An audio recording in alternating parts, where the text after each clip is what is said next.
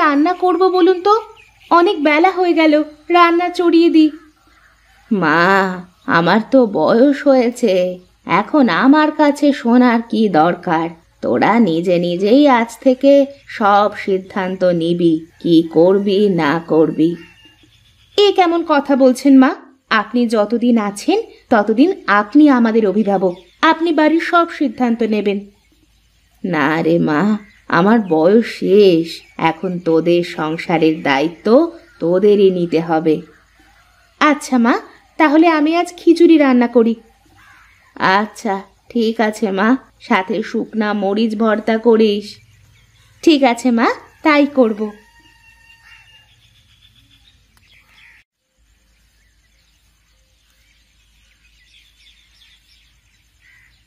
কি রে মালতী, কি করছিস এখানে? রান্না করছি ভাবি। রান্না করছিস তো বুঝলাম, কিন্তু কি রান্না করছিস তাই বল তো। কি আর রান্না করব দিদি, ঘরের সব তরি তরকারি শেষ হয়ে গেছে, তাই খিচুড়ি রান্না করছি। কি খিচুড়ি? তুই কার কাছে শুনে খিচুড়ি রান্না করছিস শুনি? কেন, খিচুড়িতে কি সমস্যা? তুই রান্না করার আগে আমার কাছে একবার শুনে দেখতে পারতি। আমি তো মায়ের কাছে শুনে এসে তারপরে রান্না করতে বসেছি। এরপর থেকে যে কোনো কাজ করার আগে আমার কাছে শুনে নিবি। কেন, আমি তো মায়ের কাছে শুনে তারপরে রান্না করেছি, আর মা যতদিন বেঁচে আছে ততদিন মা তো এ বাড়ির অভিভাবক। তোর এত বড় সাহস, তুই আমার মুখে মুখে কথা বলিস? এখানে সাহসের কি হয়েছে? আমি তো ঠিকই বলেছি।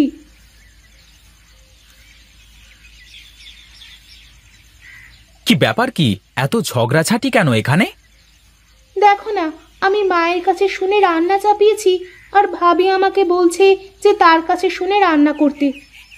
কি ব্যাপার ভাবি, মা তো এখনো বেঁচে আছে, তাহলে মালতী মায়ের কথা না শুনে তোমার কথা শুনতে যাবে কেন? মা বেঁচে আছে বলে কি এই সংসারে আমার কোনো মূল্য নেই? আমিও তো এ বাড়ির বড় বউ। হ্যাঁ, তুমি এই বাড়ির বড় বউ, কিন্তু এই বাড়ির মালকিন তো না। মা যতদিন বেঁচে আছে ততদিন এই সংসারের সব কিছু মায়ের ইচ্ছে অনুযায়ী হবে, তোমার ইচ্ছে অনুযায়ী নয়। কি, আমাকে এইভাবে অপমান করলে তোমরা? আমি এই অপমানের কথা ভুলবো না, এই আমি বলে দিলাম। আমি আজ থেকে আলাদা হয়ে যাব। এই দেখো ভাবি, এই সামান্য ব্যাপার নিয়ে সংসারে কোনো অশান্তি বাঁধিও না দয়া করে। কি অশান্তি আমি বাঁধাচ্ছি? এত বড় অপমান!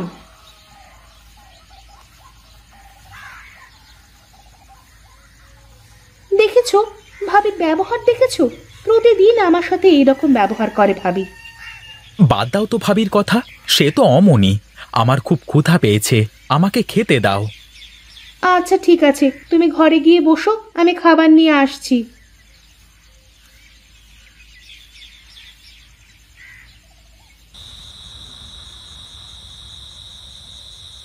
কি ব্যাপার, তোমার মন খারাপ মনে হচ্ছে? তা কি হয়েছে শুনি? না, তোমার আর সেই কথা শুনে কোনো লাভ নেই। আমার কথা তোমার মাথায় ঢুকবে না। ও, বুঝেছি আমি। তুমি মনে হয় বাপের বাড়ি যাবে, তাই না? অনেক দিন তো হয়ে গেল বাপের বাড়ি যাওয়া হয়নি। চলো চলো, শ্বশুর বাড়ি থেকে ঘুরে আসি। না, আমি কোথাও যাব না। নিজের বাড়িতে সুখ না থাকলে কি আর অন্য কোথাও সুখ খুঁজে পাওয়া যায় নাকি? কেন, বাড়িতে আবার কি হয়েছে যে বাড়িতে সুখ নেই বলছো? কি আবার হবে? তোমার ছোট ভাই আর ভাইয়ের বউ মিলে আমাকে যা খুশি বলে অপমান করেছে। তা কি বলেছে ওরা, বলো তো শুনি। আমি একটু বলেছিলাম যে কোনো কাজ করার আগে আমার কাছে শুনতে, সেই জন্যে আমাকে কত কথা শোনালো। আমি নাকি এই সংসারে অশান্তি বাঁধাই। আরে মা তো এখনো বেঁচে আছেন, তাহলে মায়ের কাছে না শুনে তোমার কাছে কেন শুনবে বলো? সংসারের সবকিছু মা যতদিন বেঁচে থাকবেন ততদিন মাকে সামলাতে দাও, বুঝলে? আমি অত শত বুঝি না। আমি আজ থেকে আলাদা হয়ে যাব। আমি আর এই সংসারে থাকতে পারবো না। তুমি সংসারের চাল চুলো সব ভাগাভাগি করে দাও, আমি আলাদা হয়ে যাব। তুমি কি পাগল হয়ে গেছো নাকি? কি বলছো এসব? এই সামান্য ব্যাপার নিয়ে কি কেউ সংসার ভাগ করে নাকি? আমি জানতাম তুমি আমার কথায় কানই দেবে না। আমাকে অপমান করেছে তো, তোমাকে তো করছে না, তাই তোমার গায়ে জ্বালা বাঁধে না। আচ্ছা আচ্ছা, হয়েছে হয়েছে, কাল আমি সুজয়ের সাথে কথা বলে দেখব। কি হয়েছে বাবা, আমাকে ডেকেছিস কেন তোরা? মা, বড় ভাবি কিন্তু দিন দিন খুব খারাপ ব্যবহার করতে শুরু করেছে। একটু থেকে একটু হলেই আমাকে বলে আলাদা হয়ে যাব, থাকবো না সংসারে। হাতের 5 আঙুল কি আর সমান হয় রে বাবা? বড় বউ একটু খিটখিটে স্বভাবের, সবাই মিলেমিশে থাকাটাই তো সংসারের নিয়ম। শোনো ছোট বৌমা, আমি তোমাকে বলি, সব সময় তুমি একটু ছাড় দিয়ে চলার চেষ্টা করবে, তাহলে দেখবে বড় বউ আর কিছু বলতে পারবে না। না মা, মানুষকে ছাড় দিলে মানুষ আরো মাথায় চেপে বসে, তাই কোনো ছাড় দেওয়া চলবে না। ছাড় দিলে কেউ ছোট হয়ে যায় না রে মা, ছাড় দেওয়া তো অনেক বড় একটা গুণ। এই গুণ সবার ভিতরে থাকে না রে বাবা। আমি কি কম ছাড় দিই নাকি মা? সংসারের সব কাজ প্রায় আমিই করি। বড় ভাবি তো কোনোদিন কোনো কাজ করে না, সে আমাকে তার হাতের পুতুল করে রাখতে চায়। অনেক রাত হয়েছে, এখন তোরা ঘুমা, আমি কাল সকালবেলা এর একটা ব্যবস্থা করে দেব।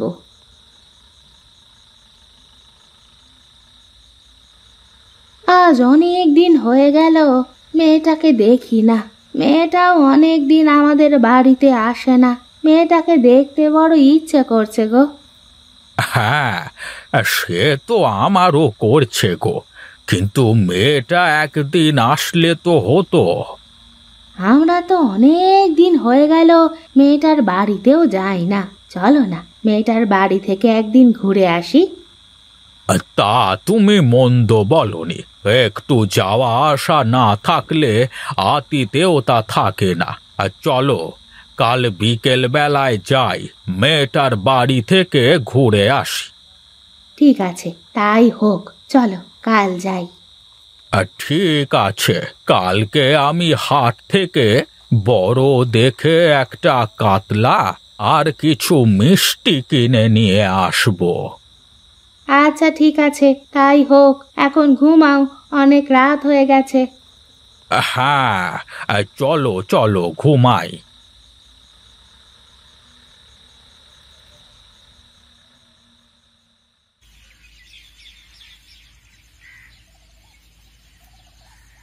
ওগো, কোথায় গেলে? আমাকে এক ঘটি জল দাও তো, হাত মুখ ধুয়ে বাজারের দিকে যাই একটু।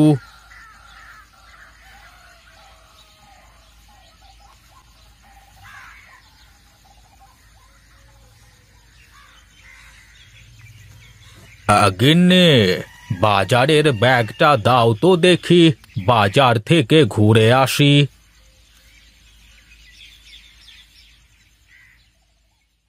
এই নাও ব্যাগ, তাড়াতাড়ি ফিরে এসো কেমন? তোমার তো আবার বাজারে গিয়ে চায়ের দোকানে বসে আড্ডা দিতে লাগলে দিন দুনিয়া সব ভুলে যাও। কি আর করব, এই শেষ বয়সে ওখানেই একটু শান্তি মেলে। সব বুড়ো মিলে পুরনো স্মৃতিগুলো একটু ঝালাই করি। তা সব ঠিক আছে, তবে আজ তোমার ঝালাই বাদ দিয়ে তাড়াতাড়ি বাড়ি চলে এসো না গো, মেয়ের বাড়িতে যেতে হবে তো। হ্যাঁ, তুমি সব গুছিয়ে রাখো, আমি বাজার থেকে ফিরে এসেই চলে যাব। আচ্ছা ঠিক আছে, তাই হবে, তুমি এসো।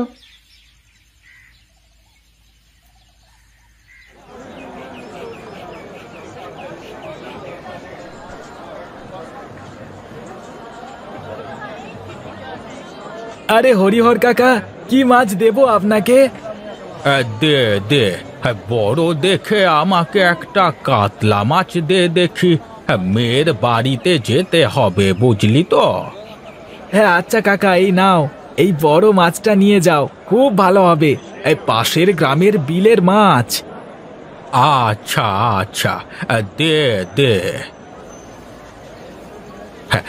এই নাও টাকা, আমি মিষ্টির দোকানে যাই।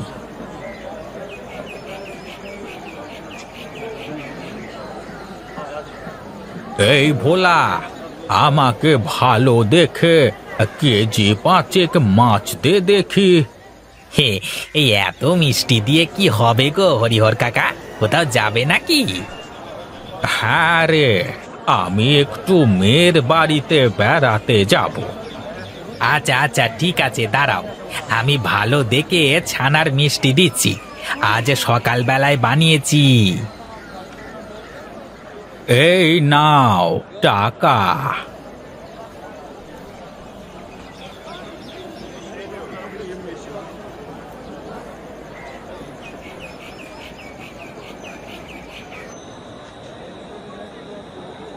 কি ব্যাপার কাকা বাবু, কোথায় চললে?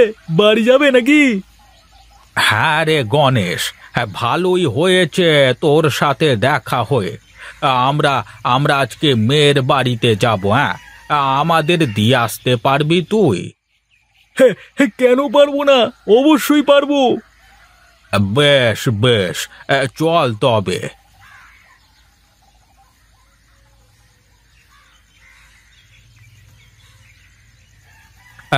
তুই এই জায়গায় দাঁড়া, আমি আসছি তোর কাকিকে ডেকে নিয়ে।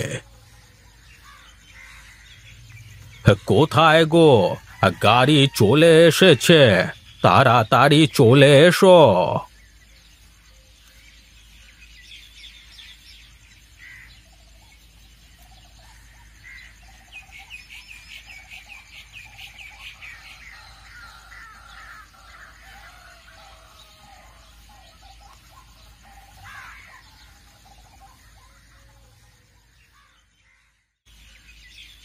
মা, বাবা, তোমরা কতদিন পর আসলে আমাদের বাড়িতে। আমি ভাবছিলাম আমি যাব বেড়াতে। এসো, ভেতরে এসো। হ্যাঁ রে মা, তোকে দেখতে বড় ইচ্ছে হচ্ছিল, তাই চলে আসলাম। ভালোই করেছো, এসো ভেতরে গিয়ে বসো।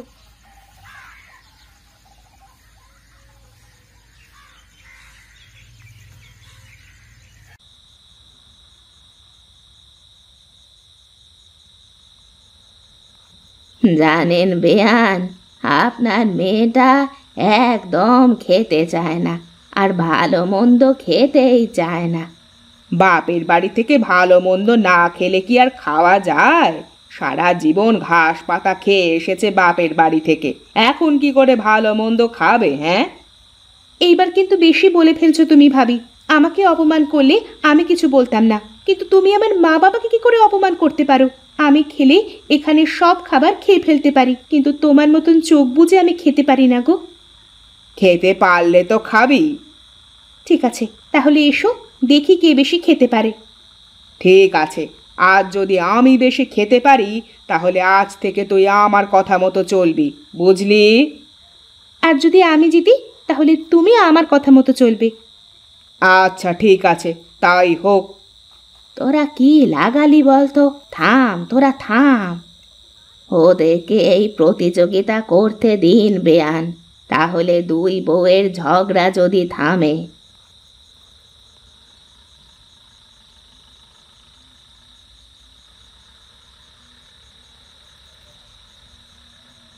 আমি আর খেতে পারবো না, তুই জিতে গেছিস মালতী। কিন্তু আমাকে একটা কথা বলতো, তুই এত খাবার খেতে পারিস, কিন্তু তারপরেও এত অল্প খাস কেন তুই? আমি সবাইকে খাওয়ানোর পর যা বেঁচে থাকে তাই খাই। আমার ভুল হয়ে গেছে রে, আমাকে তুই মাফ করে দে মালতী। কি বলছো তুমি এইসব? আমি সারা জীবন তোমাকে আমার দিদির মতন দেখেছি, আর বড় হয়ে মাপ চাইতে নেই। আমি কথা দিলাম, আজ থেকে আর কোনো ঝামেলা করব না। সংসারে আজ থেকে মিলেমিশে সংসার করব।